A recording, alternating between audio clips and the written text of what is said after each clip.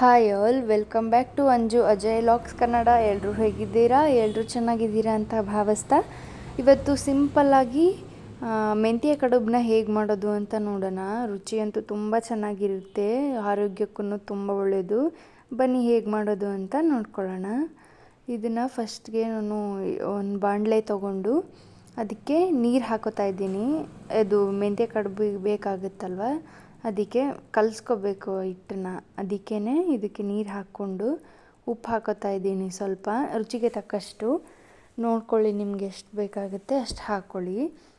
ನೀವು ನೀರನ್ನು ನೋಡ್ಕೊಂಡು ಹಾಕ್ಕೋಬೇಕಾಗುತ್ತೆ, ಯಾಕಂದರೆ ನಾವು ಇದರಲ್ಲೇ ಡೈರೆಕ್ಟ್ ಎಲ್ಲ ಹಾಕ್ಕೊಂಡು ಕಲಿಸ್ಕೊಳ್ಳೋದ್ರಿಂದ ಮೆಂತ್ಯ ಸೊಪ್ಪಲ್ಲೂ ಸ್ವಲ್ಪ ನೀರಿನಂಶ ಇರೋದ್ರಿಂದ ಮೆತ್ತಗಾಗೋ ಚಾನ್ಸಸ್ ತುಂಬ ಇರುತ್ತೆ. ಹಾಗಾಗಿ ನೋಡ್ಕೊಂಡು ಹಾಕ್ಕೊಳ್ಳಿ. ಇನ್ನು ಇದಕ್ಕೆ ನಾನು 1 ಕಪ್ ಅಕ್ಕಿ ಹಿಟ್ಟನ್ನ ಹಾಕೋತಾ ಇದ್ದೀನಿ, 1 ಕಪ್ಪು ಜೋಳದ ಹಿಟ್ಟು ಹಾಕೋತಾ ಇದ್ದೀನಿ, 1 ಕಪ್ಪು ಕಡಲೆ ಹಿಟ್ಟನ್ನ ಹಾಕೋತಾ ಇದ್ದೀನಿ, ಇನ್ನು 1 ಕಪ್ಪು ಗೋಧಿ ಹಿಟ್ಟನ್ನ ಹಾಕೋತಾ ಇದ್ದೀನಿ. ಎಲ್ಲನೂ ಒಂದೊಂದೇ ಕಪ್ಪನ್ನೇ ತೊಗೋಬೇಕು. ಸರಿಯಾದ ಅಳತೆ ತೊಗೊಂಡು ಹಾಕ್ಕೊಂಡು ಆಮೇಲೆ ನೀಟಾಗಿ ಮಿಕ್ಸ್ ಮಾಡ್ಕೋಬೇಕಾಗುತ್ತೆ. ಇದನ್ನ ಗಂಟುಗಳಿರಬಾರ್ದು, ಹಂಗೆ ಮಿಕ್ಸ್ ಮಾಡ್ಕೋಬೇಕು. ನಿಧಾನಕ್ಕೆ ಮಿಕ್ಸ್ ಮಾಡ್ಕೊಳ್ಳಿ. ಇದು ಸಡನ್ನಾಗಿ ಮಿಕ್ಸ್ ಮಾಡಿಲ್ಲ ಅಂದರೆ ಗಂಟಾಗೋ ಚಾನ್ಸಸ್ ತುಂಬ ಇರುತ್ತೆ. ಹಾಗಾಗಿ ಇನ್ನಿದಕ್ಕೆ ನಾನು ನಿಧಾನಕ್ಕೆ ಹಂಗೆ ತಿರುಗಿಸ್ಕೊತಾನೆ ಮೆಂತ್ಯ ಸೊಪ್ಪನ್ನ ಹಾಕೋತಾ ಇದ್ದೀನಿ. ನಾನು ಇದಕ್ಕೆ 1.5 ಕಪ್ ಕಟ್ಟಾಗೋಷ್ಟು ಮೆಂತ್ಯ ಸೊಪ್ಪನ್ನ ತೊಗೊಂಡಿದ್ದೀನಿ. ನಿಮ್ಗೆ ಎಷ್ಟು ನೋಡಿ, ನಾನು ಸ್ವಲ್ಪ ಜಾಸ್ತಿನೇ ತೊಗೊಂಡೆ, ಯಾಕಂದರೆ ಇದು ಅಷ್ಟು ಕಹಿ ಅನಿಸಲ್ಲ ತಿನ್ನಬೇಕಾದ್ರೆ. ಎಷ್ಟು ಕೊಟ್ಟರು ತಿಂತಾನೇ ಇರ್ಬೋದು, ಆ ಥರ ಇರುತ್ತೆ ಟೇಸ್ಟು. ಹಾಗಾಗಿ ನಾನು ಸ್ವಲ್ಪ ಜಾಸ್ತಿನೇ ತೊಗೊಂಡೆ. ಇನ್ನಿದು ಎಲ್ಲ ಆಗಿದೆ. ಇದನ್ನು ನೀಟಾಗಿ ನಾದ್ಕೋಬೇಕಾಗುತ್ತೆ. ನಿಧಾನಕ್ಕೆ ನಾದ್ಕೊಳ್ಳಿ. ನಾವು ರೊಟ್ಟಿಗೆ ಆ ಥರಕ್ಕೆಲ್ಲ ಹದಕ್ಕೆ ಬರುತ್ತಲ್ಲ, ಆ ಥರ ನಿಧಾನಕ್ಕೆ ನಾದ್ಕೊಳ್ಳಿ. ಇದು ಬಿಸಿ ಬಿಸಿ ಇರುವಾಗಲೇ ನಾದ್ಕೋಬೇಕು, ಯಾಕೆಂದರೆ ಮೆಂತ್ಯ ಸೊಪ್ಪು ಬೇಯಿಸಿರ್ತೀವಲ್ಲ, ಹಾಗಾಗಿ ಆರೋದ್ರೆ ಚೆನ್ನಾಗಾಗಲ್ಲ ನಾದಕ್ಕೆ. ಬಿಸಿ ಇರುವಾಗಲೇ ನಾದ್ಕೊಂಡ್ರೆ ಅದು ಹಸಿ ಸ್ಮೆಲ್ಲೆಲ್ಲ ಬೇಗನೆ ಹೊರಟೋಗುತ್ತೆ. ಹಾಗಾಗಿ ಬಿಸಿ ಇರುವಾಗಲೇ ನಾದ್ಕೋಬೇಕು. ಇನ್ನಿದು ನಾದ ಆಗಿದೆ, ಈ ಥರ ಬಂದಿದೆ ರೊಟ್ಟಿ ಶೇಪ್ಗೆ. ಇನ್ನು ನಾನು ಇದನ್ನು ಈ ಥರ ಉದ್ದಕ್ಕೆ ಮಾಡ್ಕೊಡ್ತಾಯಿದ್ದೀನಿ.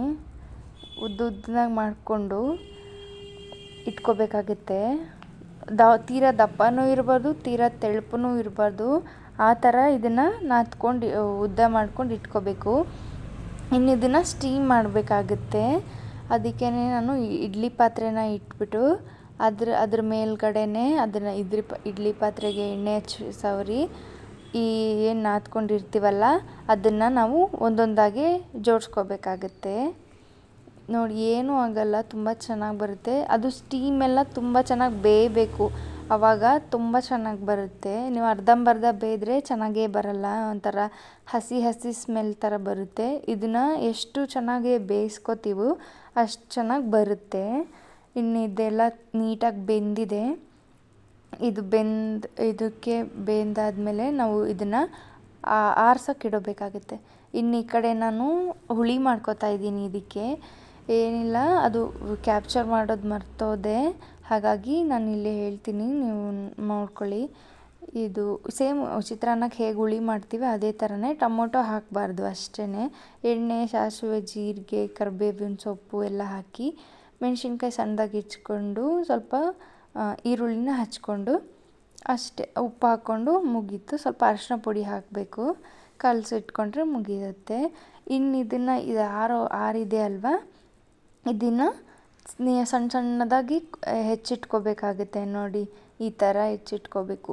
ತೀರಾ ದಪ್ಪಾಗಿ ಹೆಚ್ಕೋಬಾರ್ದು. ಅದು ಯಾಕಂದರೆ ನಾವು ಉಪ್ಪು ಖಾರ ಎಲ್ಲ ಇದು ಹುಳಿ ಮಾಡ್ಕೊಂಡು ಇಟ್ಟಿರ್ತೀವಲ್ಲ, ಅದಕ್ಕೆ ಹಾಕಿ ಮಿಕ್ಸ್ ಮಾಡ್ತೀವಿ ಇದನ್ನು. ಹಾಗಾಗಿ ಮಿಕ್ಸ್ ಮಾಡಬೇಕಾದ್ರೆ ಎಲ್ಲ ಚೆನ್ನಾಗಿ ಆಗಬೇಕಂತ ಸಣ್ಣದಾಗಿ ಹೆಚ್ಚಿಟ್ಕೊಳ್ಳಿ ಇದನ್ನು. ಇನ್ನೆಲ್ಲ ಹೆಚ್ಚಿಟ್ಕೊಂಡಿರೋದನ್ನೆಲ್ಲ ಈ ಹುಳಿ ಮಾಡ್ಕೊಂಡಿದ್ವಲ್ಲ, ಈ ಹುಳಿಗೆ ಹಾಕ್ಕೋತಾ ಇದ್ದೀನಿ. ಹುಳಿ ಹಾಕಿದ್ಮೇಲೆ ಕೊತ್ತಂಬರಿ ಸೊಪ್ಪನ್ನ ಹಾಕ್ಕೊಂಡು ಇದನ್ನು ನೀಟಾಗಿ ಮಿಕ್ಸ್ ಮಾಡ್ಕೋಬೇಕು. ನೋಡಿ, ಈ ಥರ ಮಿಕ್ಸ್ ಮಾಡ್ಕೊತಾ ಬನ್ನಿ. ಎಲ್ಲ ಅದು ಏನು ಕಡುಬು ನಾವು ಮಾಡಿರ್ತೀವಲ್ಲ ಅದಕ್ಕೆಲ್ಲ ನೀಟಾಗಿ ಹತ್ತಬೇಕು, ಅಲ್ಲಿವರೆಗೂ ಮಿಕ್ಸ್ ಮಾಡ್ತಾನೆ. ಇದು ಮಿಕ್ಸ್ ಮಾಡ್ತಾ ಇರಬೇಕಾದ್ರೆ ನೋಡ್ಕೊಳ್ಳಿ, ಸ್ವಲ್ಪ ಚೆನ್ನಾಗಿ ಮಿಕ್ಸ್ ಮಾಡ್ಕೊಳ್ಳಿ. ಇದಕ್ಕೆ ನಾನು ನಿಂಬೆಹಣ್ಣನ್ನ ಹಿಂಡ್ಕೊಂಡೆ. ಒಂದು ಅರ್ಧ ಆಗೋಷ್ಟು ಸಾಕಾಗುತ್ತೆ. ಅರ್ಧ ನಿಂಬೆಹಣ್ಣು ಹಿಂಡ್ಕೊಂಡು ಸ್ವಲ್ಪ ಉಪ್ಪು ಎಲ್ಲ ನೋಡ್ಕೊಳ್ಳಿ. ತುಂಬ ಚೆನ್ನಾಗಿ ಬಂದಿತ್ತು, ನೋಡಿ ಎಷ್ಟು ಚೆನ್ನಾಗಿ ಬಂದಿದೆ. ಈ ವಿಡಿಯೋ ಇಷ್ಟ ಆಗಿದ್ದರೆ ಪ್ಲೀಸ್ ನನ್ನ ಚಾನಲ್ನ ಸಬ್ಸ್ಕ್ರೈಬ್ ಮಾಡಿ.